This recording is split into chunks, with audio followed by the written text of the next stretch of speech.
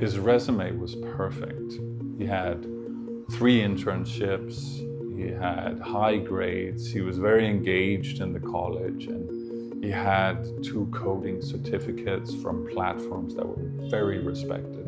And he'd built this carefully and meticulously over 4 years. It was like a piece of art or a flashy car, like something people would enjoy looking at.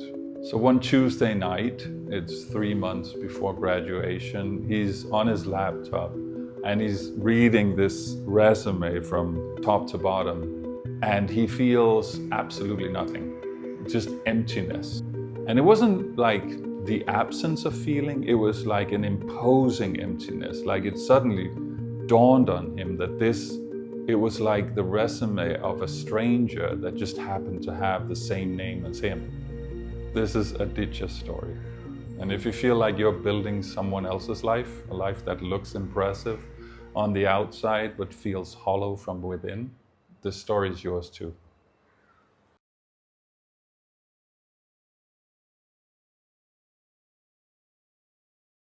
So Aditya was born in Powai in Mumbai, and he's the son of an engineer. His father was an engineer at a, like medium-sized tech company, and his mother is a school principal, which means they're doing quite well. He's never had to worry about money.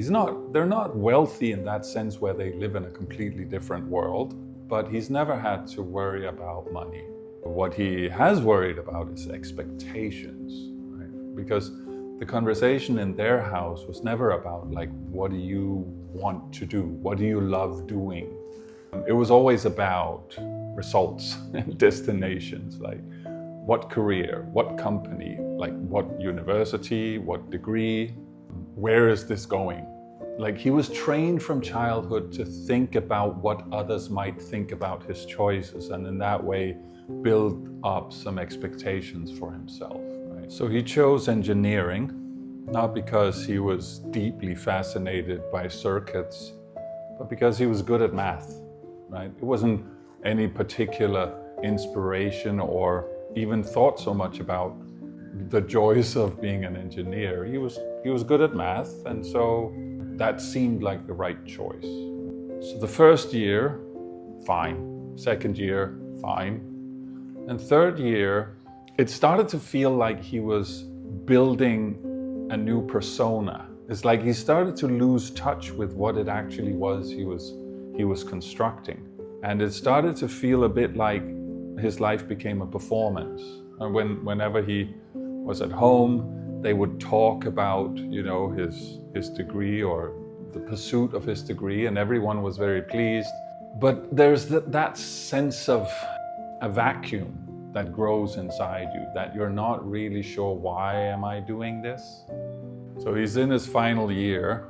Everywhere there's a buzz in the air, mock aptitude tests at 6 a.m., like animated discussions in the corridors, and LinkedIn profiles being scrubbed and rebuilt. You can feel it in the mess hall where like everyone is eating fast because it's like their mind is already somewhere else. And Aditya, he prepared too, and he's doing well, right? He cracks 2 shortlists in a week. Then something unexpected happens because he's at his 3rd interview, and the interviewer asks him this kind of predictable question: where do you see yourself in 5 years, right? And it's not like Aditya hasn't prepared for that. He has the answer to that question locked and loaded. But something happens when he's being asked this question. Suddenly he reflects on it, right? For the first time, like, where do I see myself in 5 years? And suddenly he realizes he has no idea. Like there seems to be a path being formed for him, but there's absolutely no sense of emotion connected with that path. So what does Aditya do? Now he's found out that he actually forgot about himself. He buried himself under all the expectations that he had in his head. And now he's got this great offer from a very respected company, and he's found out that he actually wants to do something else. Well, What he doesn't do is he doesn't blow up his life. He takes the offer, right? Because it's a good offer. He's worked hard for it, and it's a great opportunity. But he does something else as well. He enrolls in a part-time architecture course, right? So he can kind of do that on the side. And so he told his father that he had enrolled in this course. And it's not like a big announcement. It's just they're talking, and he's telling him, oh yeah, I'm doing this as well. And his father is like, oh, I didn't even, like, I know you used to sketch a lot, but I didn't even know you were into like architecture. I always thought you were into engineering. And Aditya in that conversation realizes that it's not even those expectations weren't even put on him by his parents. They wanted him to do something he was happy to do. It was expectations that he thought his parents had for him, right? It's sort of just got a life of its own. And so the beauty of his situation is now that he has a very stable life situation, but at the same time, he can still do that thing he loves, right? He didn't have to blow up his whole life. It was just a tiny pivot, right? Just don't forget where it is you get your inspiration from. Now, whether or not he will shift completely into architecture, who knows? Maybe that's where he will be in 5 years. But at least he got tuned into what actually inspires him. And that energy can then be used on doing his duty in so many other areas. Among them, a job that's actually quite good.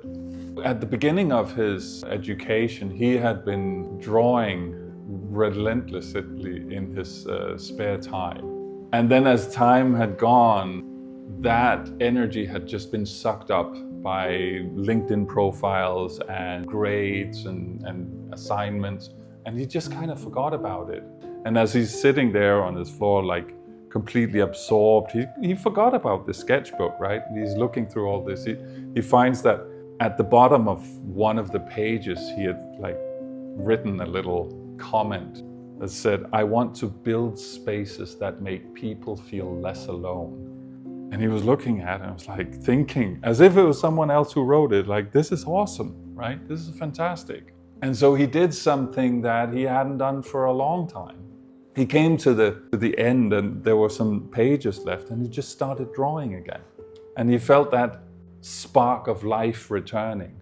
So as he's sitting there drawing, not for any reason other than the love of drawing, and he's getting charcoal on his fingers, and he's just forgetting about time, he starts to realize that he hadn't lost himself.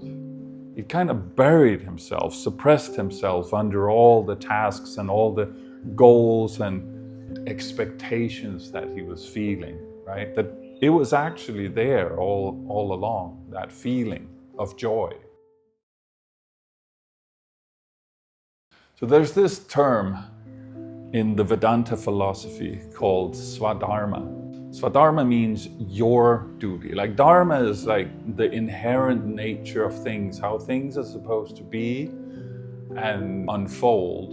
Swadharma is your particular part in that. The problem with Aditya is that he has been following somebody else's dharma. And it's said that it's better to follow your dharma, like your nature, even if it's imperfectly, compared to following another path, even if you're super good at it and you're doing it perfectly, because that internal spark is not going to be there. You're going to be doing it for the wrong reasons.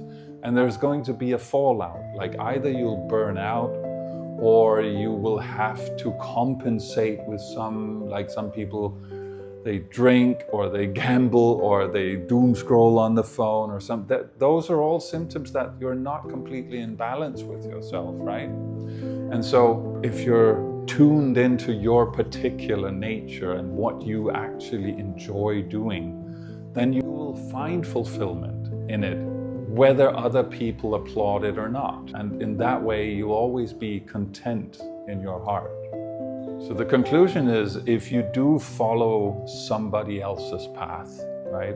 A path that is not really inspired, you are going to wear yourself down eventually, right? If there is no life spark, it's just going to be very, very hard at some point. It doesn't matter how much money you have. What matters is, do you want to do this if nobody's watching? Do you feel inspired by what you do, regardless of whether anyone compliments you on it? Right? Now, the second thing is that you've never lost yourself. Your true self may be buried under 50 feet of dirt or something. You might have suppressed your true nature, but it can be uncovered again. Always give yourself a little time to try to rediscover that thing that is inspiring to you.